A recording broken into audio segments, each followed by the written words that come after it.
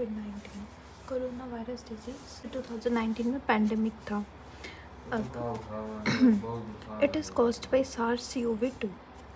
इसकी फैमिली क्या थी? Corona viride. सब फैमिली कोरोना विरिनी NAE फैमिली सब फैमिली में नहीं आता है और फैमिली में डे आता है लास्ट में, विरिडे एंड कोरोना विरिनी। और जनरा है बीटा कोरोना वायरस से, अल्फ़ा बीटा ऐसे में है तो ये बीटा के अंडर आता है। फिर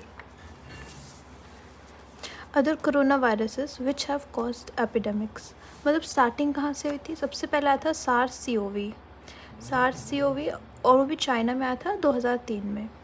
फिर MERS-CoV मिडल ईस्ट एशिया में आया था 2012 में। फिर ये यहाँ पे हमारे पैंडमिक बन के 2019 में, जैसे कि आपको पता होगा क्वारंटीन वगैरह सब लगा था। और SARS-CoV-2 आया था, 1 तो आ गया था चाइना में ऑलरेडी 2003 में। फिर हम बात करेंगे SARS-CoV-2 मॉर्फोलॉजी। इसमें a nucleic acid single standard RNA होता है और बी कैप्सिड प्रेजेंट होता है सराउंडिंग द न्यूक्लिक एसिड। जैसे कि आप स्ट्रक्चर देख सकते हैं इसमें, इस स्ट्रक्चर पहले मैं आपको स्ट्रक्चर बता देती हूँ, फिर आपको रीड करने में आसानी होगी। तो सबसे पहले ये इसका एनवेलप हो गया और इसमें 1 2 3 4 मेजर प्रोटीन्स होते हैं। जैसे कि एक हो गया स्पाइक प्रोटीन और न्यूक्लियोकैप्सिड प्रोटीन, मेम्ब्रेन, एनवेलप। और इसके अंदर RNA वायरल जीनोम होता है, जैसे कि आप देख सकते हैं ये रहा RNA वायरल जीनोम। और ये स्पाइक वाला बाहर निकला रहता है, यही मतलब मेन प्रोटीन है, यही जो बाइंड करके एंटर करता है। Nucleic acid single standard RNA होता है, जैसा कि अभी आपने डायग्राम में देखा। और फिर capsid present surrounding the nucleic acid, फिर कैप्सिड प्रेजेंट होता है जो न्यूक्लिक एसिड को सराउंड करता है। फिर सिमेट्री कैसी होती है? Helical, spherical. और एनवेलप क्या है? Lipoproteins surrounding nucleocapsid.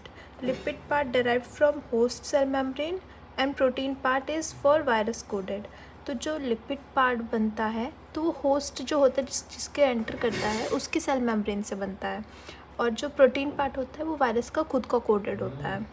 तो इसमें मेन वायरस का क्या होता है? प्रोटीन पार्ट होता है, और जो लिपिड पार्ट होता है वो होस्ट का होता है। और ये मेन किससे बना होता है? लिपोप्रोटीनेसिस सराउंडिंग न्यूक्लियोकैप्सिड। फिर हम बात करते हैं मेजर प्रोटीन्स इसमें टोटली 3 है। स्पाइक प्रोटीन, मेम्ब्रेन प्रोटीन और एनवेलप प्रोटीन। तो जो स्पाइक प्रोटीन है आपने देखा कि वो मेम्ब्रेन के बाहर एकदम प्रेजेंट होता है, जो मेन होता है। इसके पैथोजेनेसिस में आपको पता चलेगा कितना मेन होता है। न्यूक्लियोकैप्सिड वाला प्रोटीन भी होता है। तो इसकी ट्रिक थी मेंस से M से हो गया मेम्ब्रेन प्रोटीन, E से हो गया एनवेलप प्रोटीन, N से हो गया न्यूक्लियोकैप्सिड प्रोटीन और S से हो गया स्पाइक प्रोटीन। फिर हम इसके पैथोजेनेसिस की बात करते हैं। तो pathogenesis, mode of transmission is respiratory droplets यानी कि काफिंग, स्नीजिंग। और कॉन्टैक्ट ट्रांसमिशन यानी कि सरफेस या फोमाइट्स से, यानी कि अगर आपने छींका है तो कुछ फोमाइट्स गिरते हैं, उससे आप 2-3-5 दिन तक वो कम से कम रहता है इन्फेक्शियस। फिर aerosol transmission person to person होता है और नोजोकोमियल भी स्प्रेड होता है। ये हो गई स्पाइक प्रोटीन से binding to ACE2 receptor on respiratory epithelial cell, type 2 alveolar cell.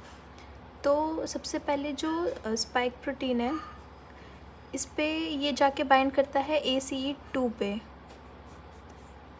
Receptor जो प्रेजेंट होता है रेस्पिरेटरी एपिथेलियम में, और इसे हम ये भी कहते हैं टाइप 2 एल्वुलर सेल। तो वहाँ जाके जब वो बाइंड करता है तो 2 चीज़ें होती हैं। Pharyngeal epithelial has large number of ACE2 receptor, तो फिर क्या होता है? अर्ली फेरेंजाइटिस होता है।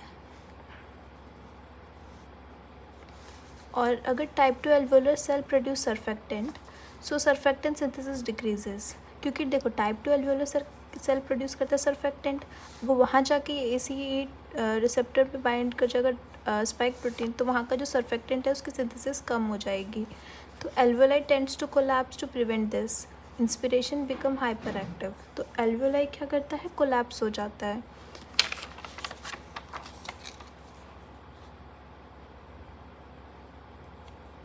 Increase interstitial space, low pressure area. तो इंटरस्टिशियल स्पेस बढ़ जाती है उसकी। Fluid diffuse into interstitial space, और जो फ्लूइड है वो सारा इंटरस्टिशियल स्पेस में चला जाता है, which leads to oedema. SARS-CoV-2 in lungs produces cytokine storm. इसकी एक बहुत अच्छी डायग्राम है। Recruitment of inflammatory cells, lung injury. फिर इन्फ्लेमेटरी सेल्स आते हैं, लंग इंजरी होता है, फाइब्रोसिस हो जाता है, तो इसकी वजह से एक्यूट रेस्पिरेटरी डिस्ट्रेस सिंड्रोम होता है, फिर रेस्पिरेटरी फेलियर हो जाता है लास्ट में।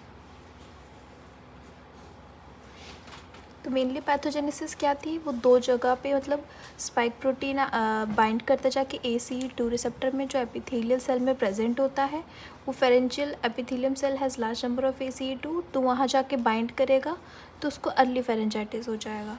अगर टाइप 2 एल्वुलर सेल क्या करता है, प्रोड्यूस करता है सर्फेक्टेंट, अगर वहाँ जाके बाइंड करेगा तो उसकी सिंथेसिस कम हो जाएगी, तो एल्वुलाई कोलैप्स कर जाएगी और इससे इंटरस्टिशियल स्पेस का एरिया बढ़ जाएगा, तो वहाँ पे जाके फ्लूइड डिपोजिशन होगा तो एडेमा हो जाएगा।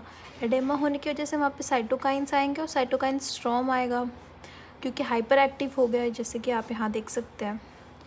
फिर रिक्रूटमेंट ऑफ इन्फ्लेमेटरी सेल्स, फिर इन्फ्लेमेटरी सेल्स आएंगे, लंग इंजरी हुआ, फाइब्रोसिस होगा ही उसको रिपेयर करने के लिए, फिर रेस्पिरेटरी फेलियर हो जाएगा। फिर हम लोग बात करते हैं लैब डायग्नोसिस की। लैब डायग्नोसिस में हम लोग सबसे पहले देखेंगे स्पेसिमेन कलेक्ट कैसे करते हैं। जैसे कि कुछ लाइन वाइज प्रोसीजर होते हैं इसमें। सबसे पहले हम देखेंगे स्पेसिमेन कैसे कलेक्ट करते हैं। तो सबसे पहले थ्रोट और नेज़ल स्वैब बाय डैक्ट्रॉन स्वैब। हम 2 स्वैब लेंगे, थ्रोट या नेज़ल का। Procedure collected after taking full precautions. हम लोग मतलब फुल प्रिकॉशंस लेंगे तब कलेक्ट करेंगे क्योंकि ये बहुत ज़्यादा फैलता है कंटैक्ट से।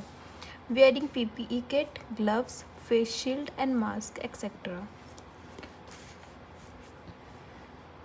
तो PPE किट के अंदर आ जाते हैं gloves, face shield, mask. Transport of specimen after taking swab they are kept dipped into viral transport media. ये बहुत इंपॉर्टेंट है, वायरल ट्रांसपोर्ट मीडिया, क्योंकि जैसे ही हम लोग स्पेसिमेन कलेक्ट करते हैं उनको ट्रांसफ़र करना, ट्रांसपोर्ट करना भी बहुत मेन स्टेप होता है। तो हम लोग इसको वायरल ट्रांसपोर्ट मीडिया में डिप करके रखते हैं कि वो ड्राई ना हो जाए। फिर packed in triple layer packages का पैक होता है। फिर transport to lab in cold storing at 4 degree for less than 5 days. अगर आपको 5 डेज़ से कम चाहिए तो 4 डिग्री सेल्सियस में हम इसे स्टोर कर सकते हैं, लेकिन और ज़्यादा दिन के लिए चाहिए तो -70 डिग्री सेल्सियस वाली जगह पे स्टोर करेंगे। लोग बात करेंगे NAT की, NAAT। तो 2 टाइप के होते हैं, रियल टाइम RT-PCR होता है, एक ऑटोमेटेड रियल टाइम RT-PCR होता है। तो जो रियल टाइम RT-PCR है वो क्या होता है, गोल्ड स्टैंडर्ड होता है। तो उसमें जो जीन टारगेट्स किसको टारगेट करता है, स्पाइक प्रोटीन को, एनवेलप प्रोटीन को और मेम्ब्रेन प्रोटीन को। बाकी न्यूक्लियो एंडो वाला प्रोटीन नहीं टारगेट करता है क्योंकि वो अंदर होते हैं तो उसको बहुत टाइम लगता है। तो ये मेनली S प्रोटीन को, E प्रोटीन को और N प्रोटीन को। Procedure target genes are amplified, probe binds to target gene, fluorescence is generated.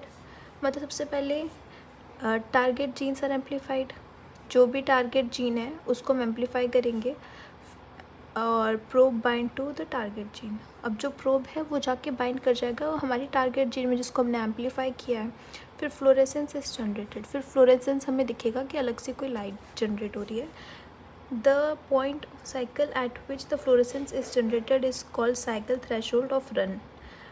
अब कितनी बार ये साइकिल रिपीट हुई और कितनी देर में फ्लोरेसेंस जनरेट हुआ, इसी को हम कहते हैं threshold of run, called cycle threshold of run, यानी कि CT।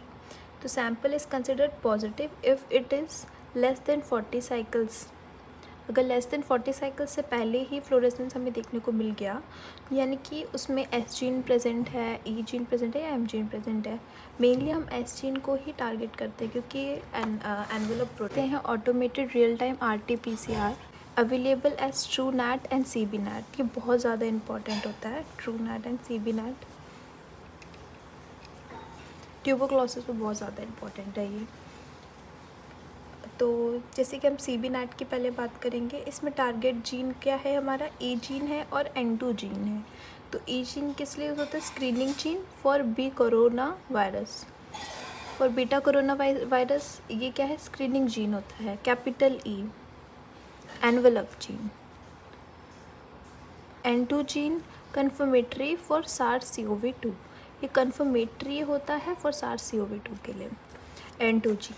इसका एडवांटेज क्या होता है, wide spread availability of this system even in PHC में भी ये सिस्टम बहुत अच्छे से, मतलब हर जगह आपको देखने को मिलेगा। Turn around time is very less, और बहुत जल्दी इसकी साइकिल्स होती है, तो रिज़ल्ट जल्दी मिल जाता है। Fully automated, minimum human handling, मतलब पूरा ऑटोमेटेड है, जितना ह्यूमन हैंडलिंग कम होगा उतना ही मतलब एरर की चांसेस भी कम होती हैं। Antigen detection. After collection of nasal swab, it is immersed in viral extracted buffer, inactivates virus, release antigen, और फिर इसका एंटीजन डिटेक्शन हो जाता है। जैसे कि हमने जब वो नेज़ल स्वैब कलेक्ट किया था, फिर हमने उसको इमर्ज कर दिया है वायरल एक्सट्रैक्टेड बफर में इमर्ज करने के बाद तो वो वायरस क्या हो गया, इनएक्टिवेट हो गया। अब वो अपना एंटीजन रिलीज़ कर देगा, अब वही एंटीजन को हम डिटेक्ट कर लेंगे। यही होता है एंटीजन डिटेक्शन। अब हम बात करेंगे एंटीबॉडी डिटेक्शन की।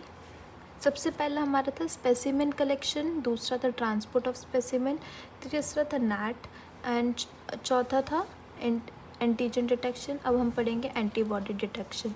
तो IgG production begins after 2 week of onset of infection. 2 हफ्ते के बाद हमें IgG जो लेवल है वो बढ़ता हुआ दिखता है। इसका कोई डायग्नोस्टिक में वैसे रोल है नहीं, लेकिन but can be use for sero surveillance purpose so that the proper prevention and control measures can be इम्प्लेंटेड।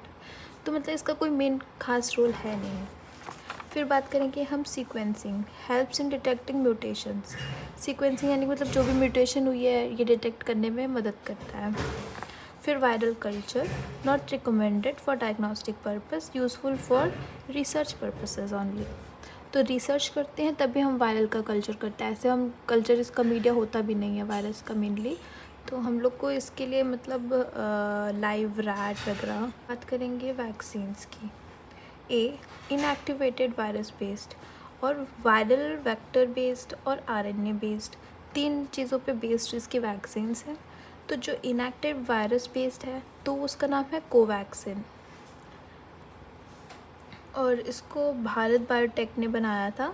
Sinopharm, CoronaVac, ये चाइनीज़ का ओरिजिन है, ये चाइना वाले लोगों ने बनाया था ये वाली वैक्सीन, ये हम इंडियंस ने बनाया था। और फिर है वायरल वेक्टर बेस्ड, अब कोवैक्सिन और कोविशील्ड। तो जो वायरल वेक्टर बेस्ड है एडिनो वायरस का, तो कोविशील्ड है, और स्पेक्ट्रिक वी और जॉनसन जॉनसन, 3 वैक्सीन बहुत मेन थी।